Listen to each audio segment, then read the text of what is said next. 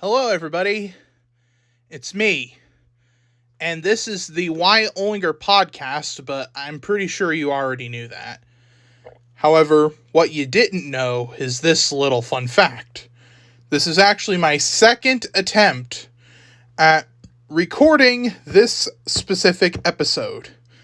Because last time I recorded all of this in one sitting, and as soon as I clicked stop, it got all deleted. My whole podcast episode got deleted for no reason, and that's never happened before. So if I take random pauses in this episode, then then you'll know why.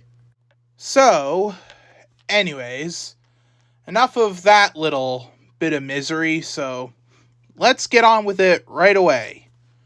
So, what most people know is that I have a YouTube channel. I mean, I'd assume you would know that because you're watching it right now. However, that's actually not my only job. It's not actually the only thing I do. Because you might not know this, some of you may actually do know this, but outside YouTube, I am also a visual artist. What that means is that I do quality artwork and people can just look at it. I don't actually make money from it. Well, not yet anyway. But it's something that I do when I'm not making videos for all your eyes to witness. So, you're looking at the Wyatt Olinger podcast thing on your screen right now. And, yes, I actually drew all that myself. Like, the animated me that you see right there, that little cartoon Wyatt, yeah, I drew that myself. And I bet you're curious, how long have I been doing visual art for? How long have I been an artist? Well, several years actually, even before I started YouTube. And I think in this episode of the Wyatt Olinger podcast, I will be covering my history with this sensation that is known as art. Alright? Like, it was pretty much my heart and soul, even as a little kid. I even had a graphic design, I was even in a graphic design class in high school. Yeah. That's how dedicated I was to it. So, this goes all the way back to, I'd say, preschool. Yes, we're going all the way back to 2006 for this one. I remember back before I came up with my own original stuff, I would just doodle, like, characters that I was a fan of. Now, of course, me being 4 years old at the time, the art just looks like straight up nothing now, but to my little monkey brain, it was a lot of things. So yeah, like, I could draw, like, if I had, like, a blue crayon, I could probably sketch out a very terrible stick figure of Cookie Monster, my favorite Sesame Street character, by the way, and I'd be like, it's a masterpiece. Of course, I wouldn't actually say that today. I'd be quite ashamed of sloppy stick figures, but that was how I started out. I mean, that's how we all got our start, really. And then it was around 2010 that I really started to take off with more original stuff. It was all just little things here and there, but, like, I don't think it would be really all that great to show today, because it's kind of embarrassing, and there's some of the stupidest characters anyone could come up with. Like, they were bad. But I have improved over the years, and that's all that really matters. So, as time went by, my art got better. In our class, the art teacher would show, like, these little YouTube videos of, like, how to draw certain things, and there were techniques in there that I've learned that I still use even to this day. One particular video that I was shown was from this guy named Mark Kistler, and he showed how to draw space hamsters, which looked nothing like hamsters, admittedly. They were just little fuzzballs with with like, they basically look like the Puffles from Club Penguin. That's what, except they had like these big bulbous noses. They basically just look like the severed heads of rejected Sesame Street characters. And I actually came up with my own characters based on that. In fact, I think I'll put a link to the Space Hamster video, the exact one I was shown all the way back in like 2nd grade. I'll probably put a link to that video in the description as soon as I can. So then for a while I was just like doodling nonsense. I always carried these like Crayola markers in a pocket in my backpack. And I would just doodle whatever was... I'd also tend to doodle whatever was happening around me, because that's what most little kids do. And eventually I learned how to write my own story. And what I would do is like I'd take a bunch of pieces of paper and just write down everything that was going on.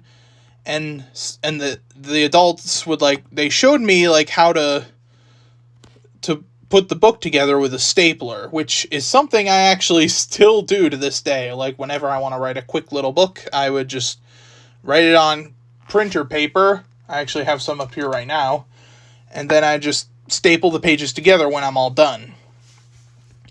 I most prominently did that with the Wyatt Adventure series, where I wrote 75 books in total in that series, and each one was stapled down. Of course, I went through a lot of printer paper with that one.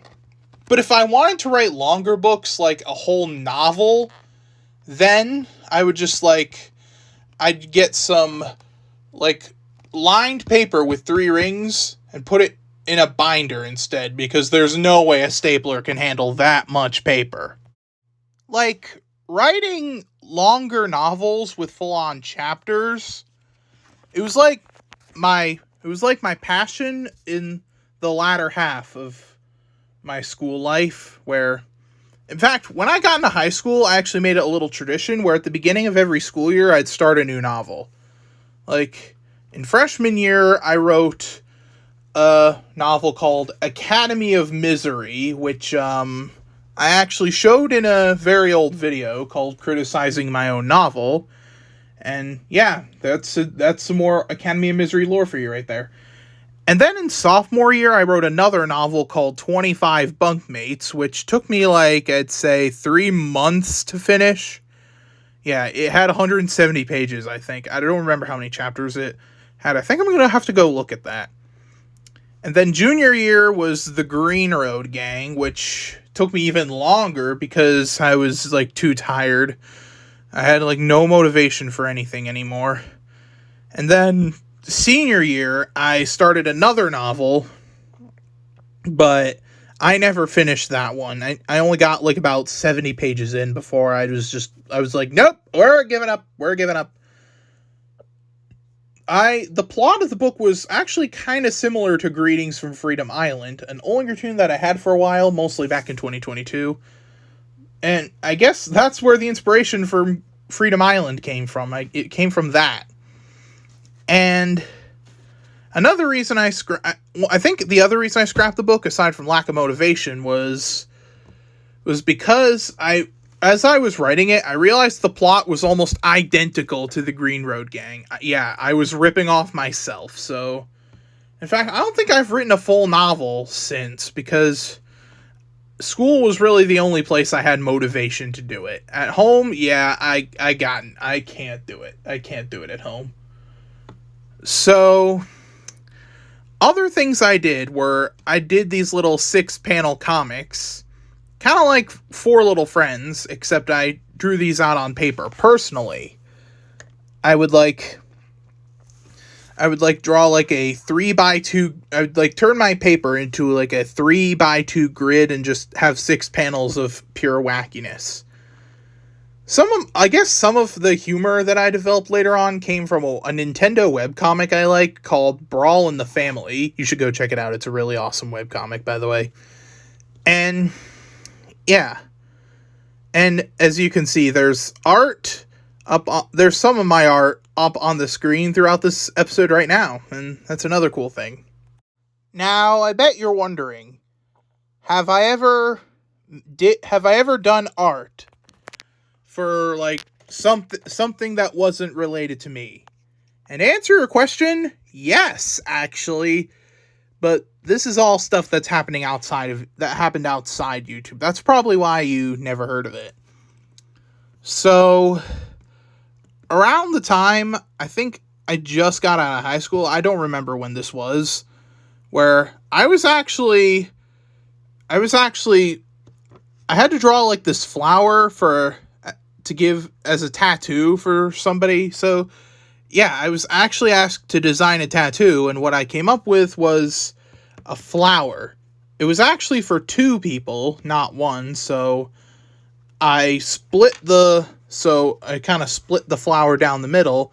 One person got one half of the flower, and the other person got the other half, which is pretty neat.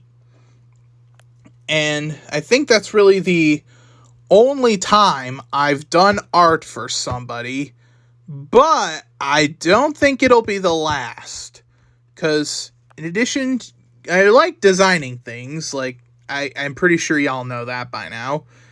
Like, I have done some graphic designing as well, so that's another thing. And as for, like, doing art in PowerPoint, yeah, I've been doing that for a long time as well. In fact, I've been making art and animations in Microsoft PowerPoint since 2009, believe it or not. Yes, my skills go back that far. But they, like always, they weren't really that good at first. I actually had a really old PowerPoint series back in 2012. So, yeah. In fact, I've become so accustomed to PowerPoint 2007 that I don't really feel comfortable using any other version of PowerPoint, or Microsoft Office in general, for that matter. It's just Microsoft PowerPoint 2007 is like my happy place. And I've been, like, practicing throughout the whole 2010s decade, like, learning the ropes of MS PowerPoint, and I'm still learning new things about it even to this day. And that's sort of what led into the creation of the Olinger Tunes in 2019. So, before there was Olinger Tunes, there was, like, random art and animations all the way back in, like, 2011, 2012, when I was doing that. So, I bet a lot of you younger people weren't even born yet when I started doing that. And how I draw in PowerPoint is, if you've ever seen PowerPoint speed art, you kind of get how it's done. I go into the Insert tab, and I use shapes. I click shapes. There's tons of shapes there. Like, there's circles, there's squares, triangles, everything you can come up with. But usually I don't use a lot of the shapes, and I tend to stick to just what's in the frequently used shapes section. And for custom shapes like hair and stuff, I use freeform, which you can just draw out your own shape, but sometimes freeform isn't always reliable, because when I want to do a straight line, especially on later computers, like when I want to do a straight line, it would just curve out unnecessarily, and that's kind of annoying. I bet you in some later episodes of PowerPoint Speed Art, you saw that happen. Yeah, I hate when that happens, but I just roll along with it anyway, because sometimes it's not too much of a bother. So yeah, I have gotten better at art over the years. Like, no joke, I actually ran into one of my old elementary school teachers in Walmart one day, and I showed them, like, this, and they were like, wow, you've changed so much. And I was just like, yeah, I know. And some of the art teachers I've had, like, were really, really fun people. Like, in all 4 years of high school, I actually had at least one class in the same art room. Can you even believe that? And probably one of my personal favorite teachers at that school was this fun lady who took over the room when I was a junior. And she was honestly a really nice person, both in and out of school. Like, she was also a big fan of goats. Yeah, because goats are awesome.